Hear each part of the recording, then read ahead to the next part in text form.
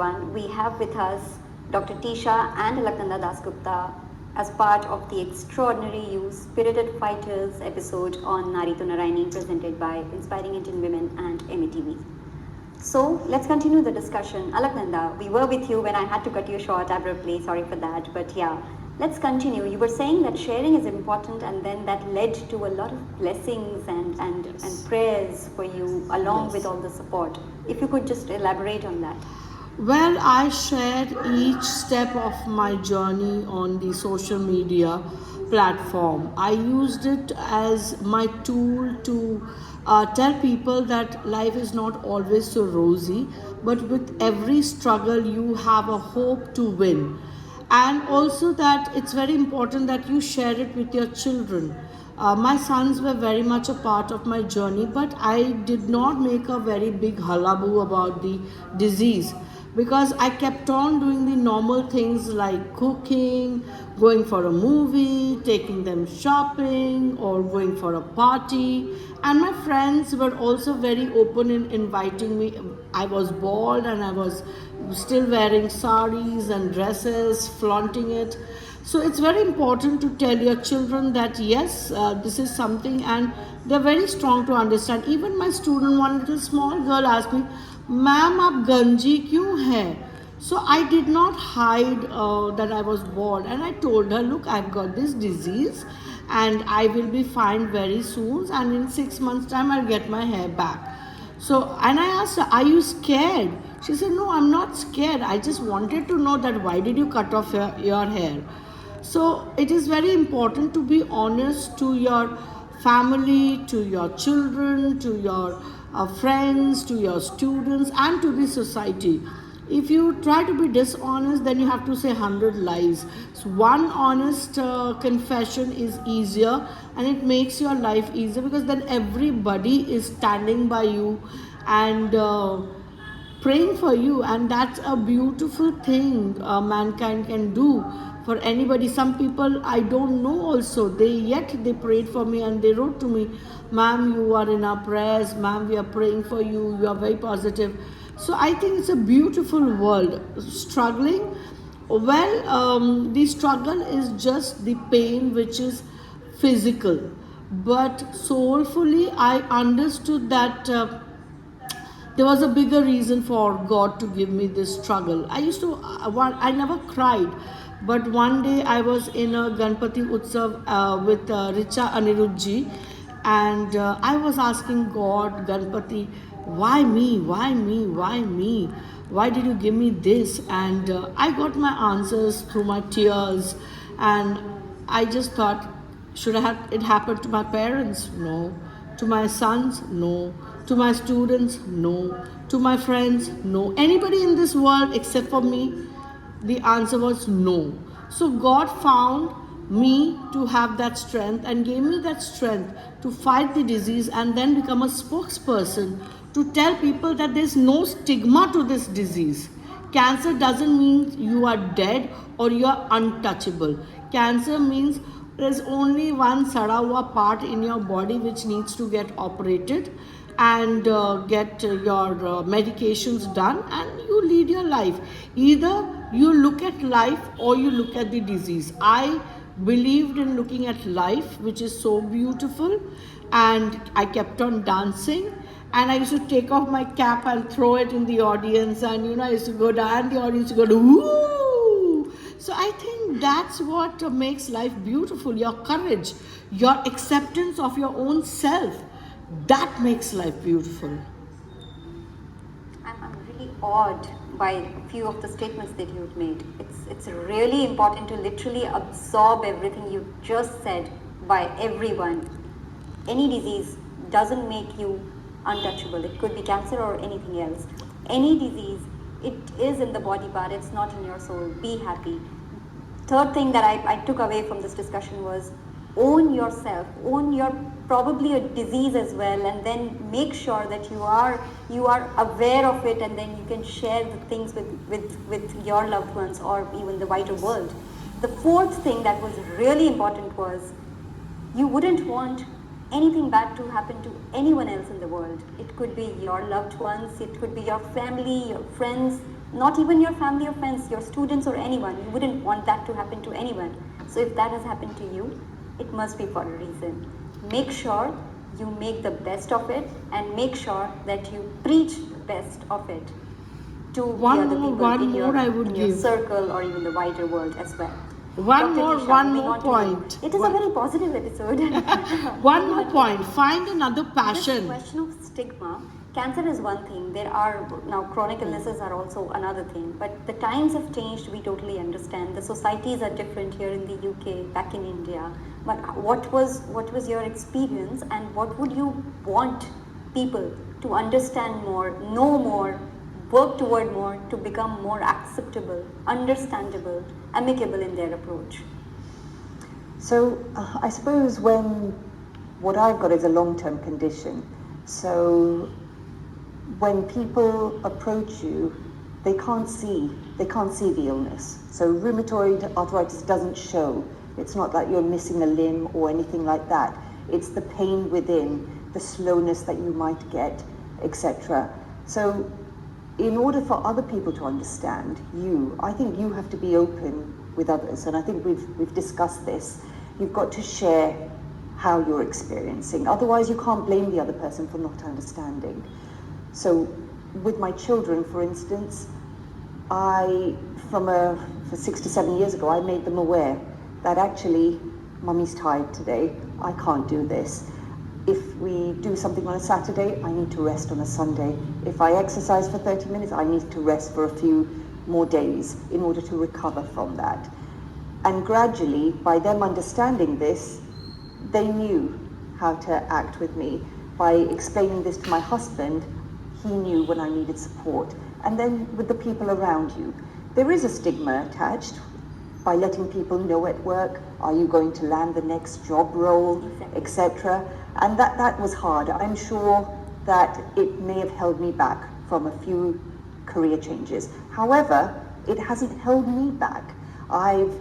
Knowing that I can't progress there, well, I can progress anywhere else. So I moved on to the next job role and become part of a business as a doctor. But that didn't hold me back. I then thought, well, I've done that bit, so let me move on. With the positive mindset and the positive therapy, actually, I've returned to coaching and made it more of a success than before. I've shared my well-being workshops in order to remove the stigma of not doing things when you've got pain or you've got a long-term illness. If I can do it, then there are many other people out there that can do it. So it's all about being open and sharing what you've got. And once again, not for sympathy, but for growth. Growth for yourself as well as growth for others. Yeah, really important. So the kind of profession you are into, you had a possible chance, you could probably share it with your circle through your coaching sessions, and that would have helped them. So we should also try that if there is an avenue for us to help others through our experiences, we should definitely do that. In terms of what Tisha had already mentioned, she had to take a lot of strong medications which led to an adverse impact on her speech, whilst she's already in a profession of coaching wherein you need to speak a lot. So Dr. Tisha, that would have definitely had an adverse impact on your confidence as well. You had to slow down, and probably visibly people, your students or your participants, could see that you're probably stumbling somewhere. It could have been a bit more embarrassing, and it shouldn't be, but sometimes it is, and it's a human nature to feel embarrassed. So that's nothing to be embarrassed about. So what was your thought process then, and how did you overcome that feeling?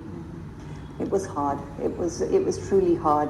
I was standing up in front of anything from 20 to 80 people, giving workshops on coaching, on mentoring, on well-being, and during the initial stages of the illnesses, I struggled to get my words out.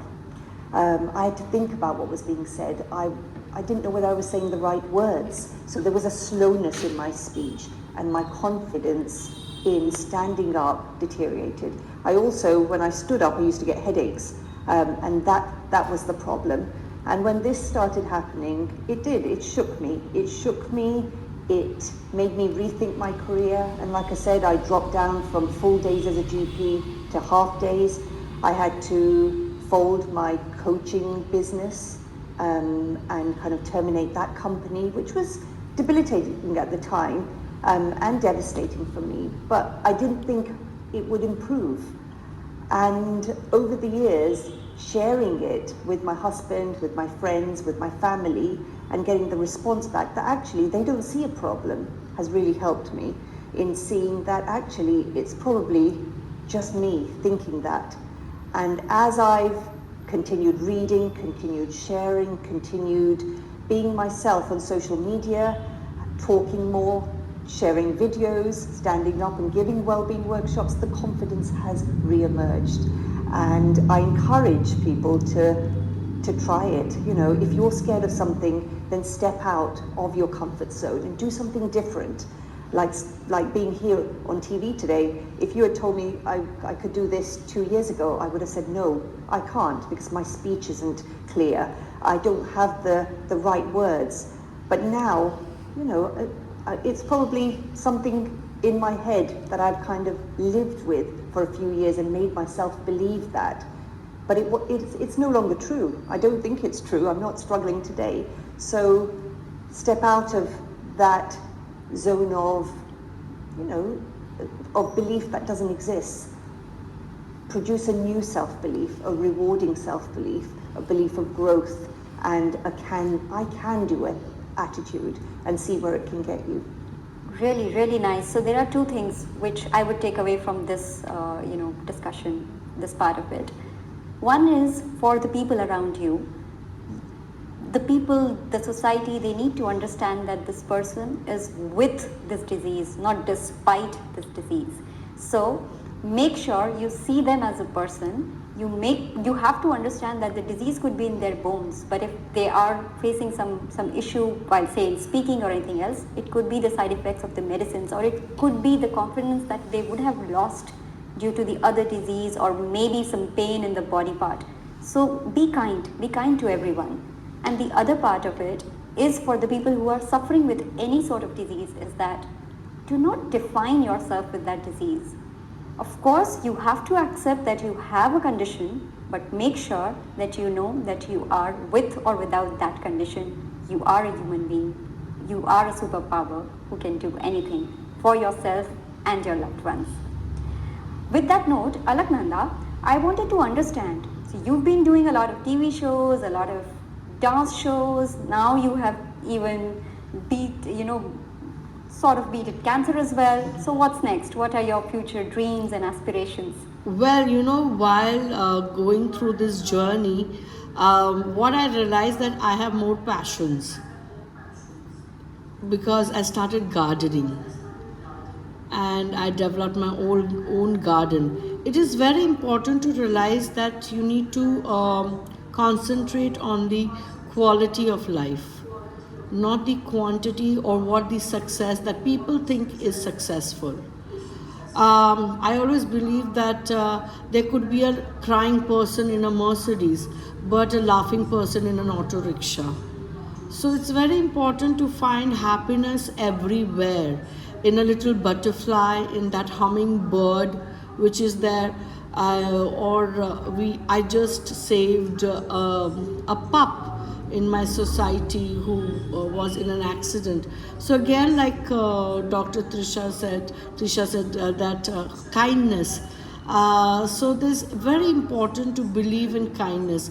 Don't believe in success what the society says of bigger homes or bigger flights or bigger money. It is important. I'm not saying that money is not important. Money is important, success is it, but don't run after it. Work hard, work well, and things will happen to you whatever you're destined to. Because if you come to believe, I never thought that cancer would happen to me, but it happened to me and I have overcome it. So whatever is destined to me will happen to me. So I better make my life beautiful with little things, and also find different passions to my life, and just not rush around with time and everything. I hope to do more dancing and make people dance do, because dance is like a happy, pill, so which you have every day. The moment if you're happy, you're dancing. If you are sad, also put up some music and you can dance and you will get into a happy mood.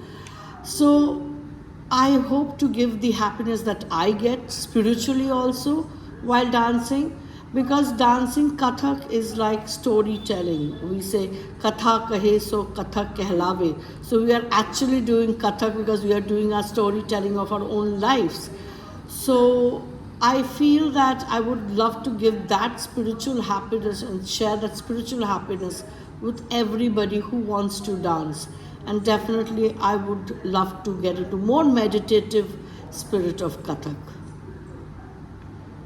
That's really nice of you to share. I hope every one of us find their happy pill. I'm not even sure if I have one. I'll have to go back. It's a food for thought for probably myself and the others as well on this show. But yeah, very well said. We all need a happy pill. We need to find out that what that happy pill for us is, and maybe if needed, we can change the prescription. We can change the pill with the time and make sure that the pill is there in what shape or form you decide.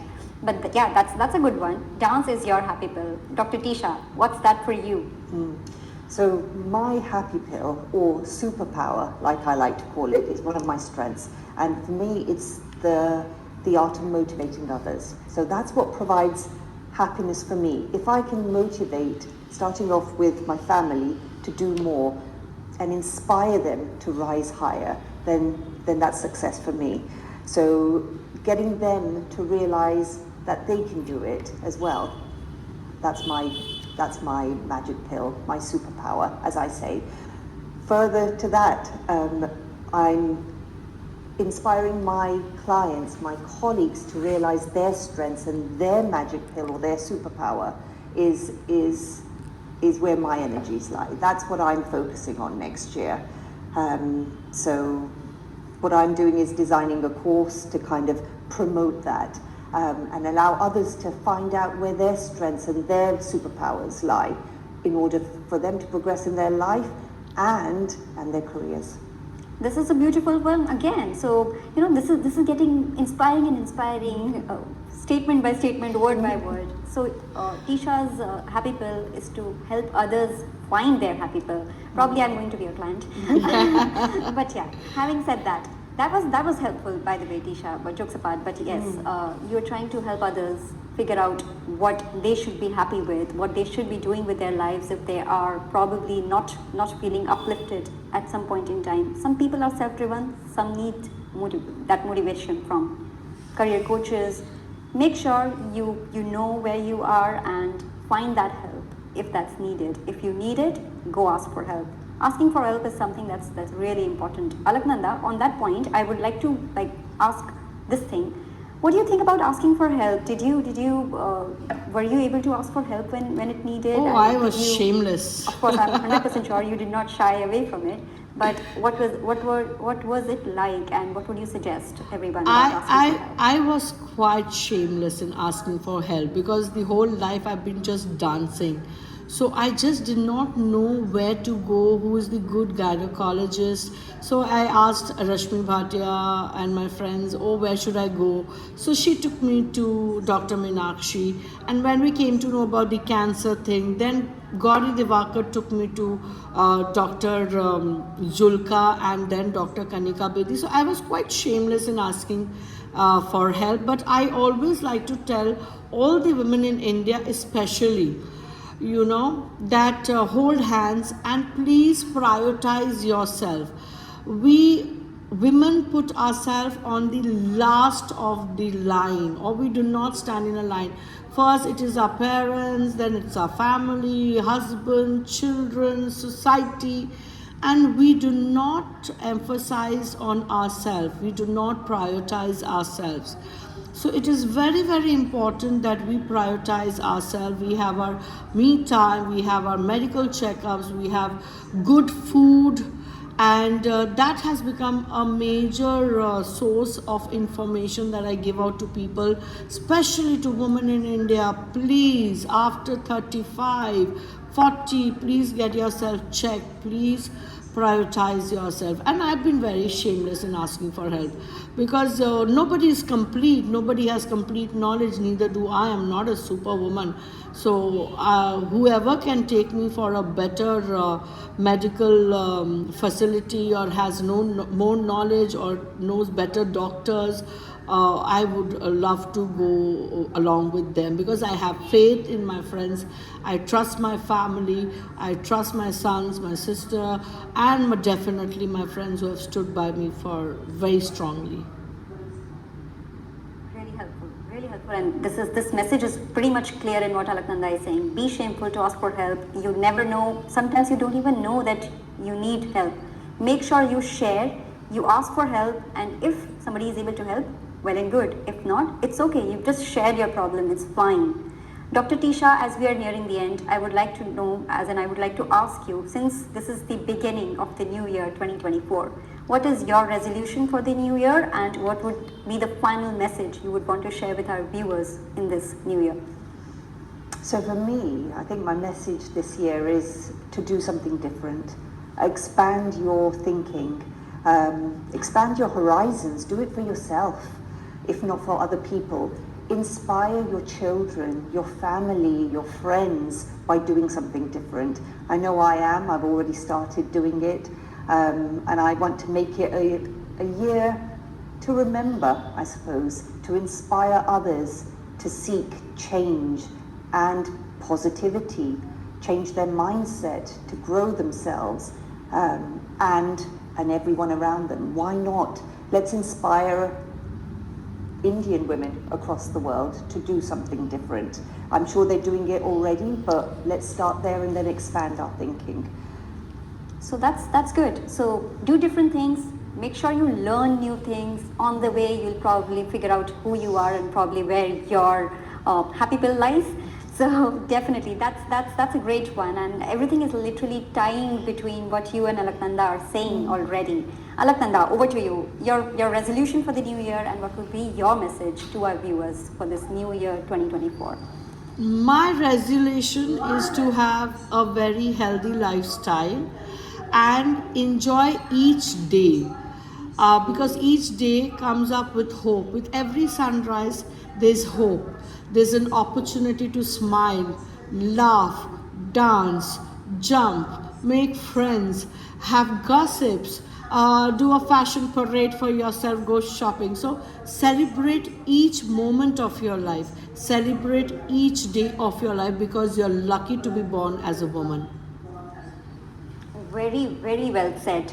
I am so delighted to have you both, Dr. Tisha and Alaknanda, here today as our panelists. And as much as I want to go on with this discussion with you guys, sadly, we are hitting the near end of the show. So we have to wind up But now, before I end the show, I would like to say one statement. And a very wise man said this once to me. It's in Hindi. I'll translate it to English as well. मुश्किलों के बादल उतने गहरे नहीं होते जितने वो दूर से नजर आते हैं. Translated to English, the oceans of fear, darkness and problems are not as deep as they look from the shores.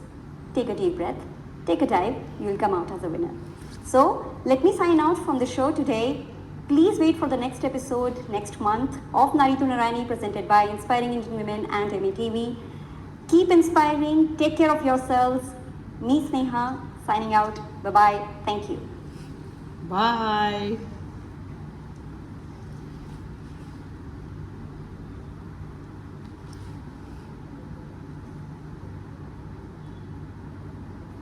Okay, sure, not a problem. Let's just get off quickly. That's